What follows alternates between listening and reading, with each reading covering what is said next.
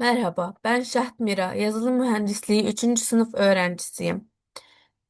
Yazılım projesi geliştirme dersimiz için bugün projemizi anlatacağız.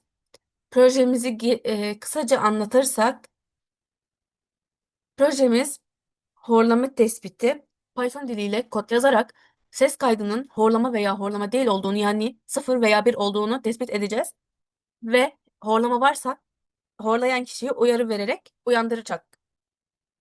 Şimdi kodlara geçersek, birinci kod parçasında gerekli kütüphaneleri yükledik ve bu kütüphaneler ne işe yarar şimdi anlatacağım. NumPy sayısal işlemler için kullanılıyor. Librosa ses işleme ve mel frekans kapsitral katsayıları çıkarımı için gerekliydi. Matplotlib grafik çizimi için kullandık. TensorFlow derin öğrenme modelini kurmak için kullandık. SoundDevice ses kaydetmek veya çalmak için kullandık. Skype.io WAV file, WAV dosyalarını okumak, yazmak işlemleri için kullandık. Serial ise Arduino ile bağlanmak istediğimiz için bu kütüphaneyi kullandık. Şimdi ikinci kod parçasına geldiğimizde burada özellik çıkarımı fonksiyonu kullandık. Bu fonksiyon verilen ses dosyasından mel frekans kapsitral katsayıları özelliklerini çıkarır. Burada ses dosyasını 16 kHz olarak yüklüyor. Burada da mel frekans kapsitral katsayılarının matrisini çıkarıyor. Sonra padleme işlemiyle tüm mel frekans kapsitral katsayıları matrisleri aynı boyutta olacak şekilde düzenleniyor. Bu da CNN modeli kullandığımız için gerekliydi. Fonksiyon 40 mel frekans kapsitral katsayıları vektöründen oluşan sabit boyutlu bir özellik dizisi döndürüyor. Şimdi üçüncü kod parçasına geldiğimizde burada ses datasetini ekledik. Ses dosyalarının bulunduğu klasör yolu horlama ve horlama değil klasörlerindeki ses dosyaları sırasıyla etiketleniyor. Horlama ve horlama değil klasörlerindeki ses dosyaları sırasıyla etiketleniyor. 1. Horlama iken 0 horlama değil. Bu dosyalar mel frekans kapsitral katsayıları çıkarımına gönderiliyor ve features listesine mel frekans kapsitral katsayıları, labels listesine ise sınıf etiketleri ekleniyor. Şimdi dördüncü kod parçasına geldiğimizde burada veriyi hazırlıyoruz. İlk olarak burada x eşittir mp array features dediğimizde burada mel frekans kapsitral katsayıları verisine bir kanal boyutu ekleniyor. Ve genelde CNN modelleri bu şekilde bekler. Sonra buraya geldiğimizde YouTube Categorical Labels, burada etiketler one hot encode, yani 0 1 veya 1 0 formatına çevrilir. 0 horlama değil, 1 horlama. Bu dönüşüm sınıflandırma modelinin çıktısıyla karşılaştırılabilir hale getirir. Özet olarak bu kod bloğu ses dosyalarını alıp mel frekans kapsitral katsayıları özelliklerini çıkarıyor ve sabit boyutta formatlıyor. Sonra sinir ağına uygun giriş ve hedef dizileri oluşturuyor ve böylece bu kısmı bitirmiş oluyoruz.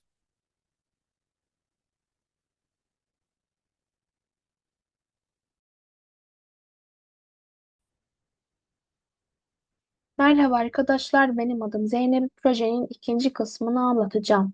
Öncelikle eğitim ve test verisi ayırma. Verinin %80'i eğitim, %20'si test için ayrılır. Random state sonuçlar tekrar edilebilir olur.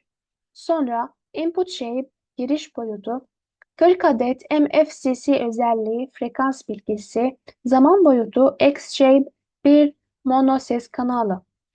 Sonra şu görsel özellik çıkarımı 32 ve 64 filtre, max pooling bilgi kaybı olmadan boyut küçültme, dropout overfitting'i azaltır, flatten veriyi düzleştirir, dense karar verme katmanı, softmax. Merhaba arkadaşlar, benim adım Zeynep. Projenin model sonuçları ve gerçek zamanlı kullanım kısmını anlatacağım.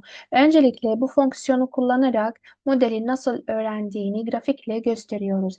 İki farklı doğru oranı çiziyoruz. Biri eğitim doğruluğu, ikincisi doğrulama doğruluğu. Biri modelin kendi eğitim ve verilerinde ne kadar iyi tahmin yaptığı, ikisi modelin hiç görmediği test verilerinde ne kadar iyi çalıştığı. Sonra X label, Y label, title ile grafiğe isimler ve etiketler veriyoruz. Legend ile hangi çizginin ne olduğunu açıklıyor. Sonra show ile grafiği ekranda şöyle gösteriyoruz. Sonra modeli kaydetme. Ee, .h5 dosyası içinde tüm ağırlıklar ve model yapısı saklanır. Böylece eğitimi tekrarlamak zorunda kalmayız. İstediğimiz zaman modeli yükleyip kullanabiliriz. Daha sonra modelin performansını test verileri üzerinde ölçüyoruz. Test loss ne kadar hata yaptığı şu test verisinde modelin doğruluk yüzdesi. Sonra sonuç e, doğru tahmin etme oranı yazdırıyoruz. Sonra ses dosyasından tahmin yapma. Bu fonksiyonu kullanarak e, verilen ses dosyasından FCC özellikleri çıkarıyor. Model bu özelliklere bakarak tahmin yapıyor. Eğer tahmin bir çıkarsa horlama var yazıyor. Eğer sıfır çıkarsa horlama yok, normal ses yazıyor. Ardından iki ses dosyasını teste sokuyoruz. Biri horlama içeriyor, diğeri horlama içermiyor. Predict Snoring fonksiyonu bu dosyaları modelimize veriyor ve sonucu ekrana yazıyor. Merhaba arkadaşlar, ben Sidra Pervana. Topkapı Üniversitesi'nden yazılım mühendisliği 3. sınıf öğrencisiyim. Şimdi kaldığımız yerden devam edelim. Arduino ile seri bağlantısı nasıl yapıldığını anlatacağım. Arduino eşittir sinyal.serial COM3 9600 hızında sinyali bağlandık. Sinyali bağlanana kadar Arduino zaman ayarladık. 2 saniyelik bir zaman ayarladık. Bir döngü oluşturduk burada. Bu satırda veri sıfırdan büyükse bu koşul bize Arduino'dan gelen veri olup olmadığını kontrol eder. Eğer veri ise ilk olarak readline ile okuyoruz. Decode'la decode'la verimiz byte formatından string formata dönüştürüyoruz. Stop ise boşluklara ve slash n karakterlerini siliyoruz. Sonra Arduino'dan gelen veri yüksek ses ise ses algılanır ve kayıt başlıyor. 5 saniyelik 16 hızla Sandisk kütüphanesi kullanarak ses kaydı başlıyor. Ses kaydı bitene kadar programı bekletiyoruz. Kaydımız tamamlandıktan sonra WAN formatında kayıt WAN dosyası kaydediyoruz bu şekilde. Ondan sonra tahmin ve özellikleri çıkarma kısmı geçiyoruz. Features ile kayıt dosyası açılıyor. Eğer doğru bir şekilde açılırsa artık bu satırlar özellikleri nasıl uygun bir şekilde çıkarılır ve modül tahmini yapar. Modülü en yüksek ses olasılığı belirler ve class index'e gönderilir. Class index 1 ise tahmin horlama az gönderiliyor. Arduino'ya az gönderiliyor. Else tahmin horlama değil. Mikrofonumuz A0 ucuna bağlandık.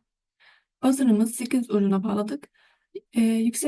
Yüksek ses limiti 500 olduğunu belirledik.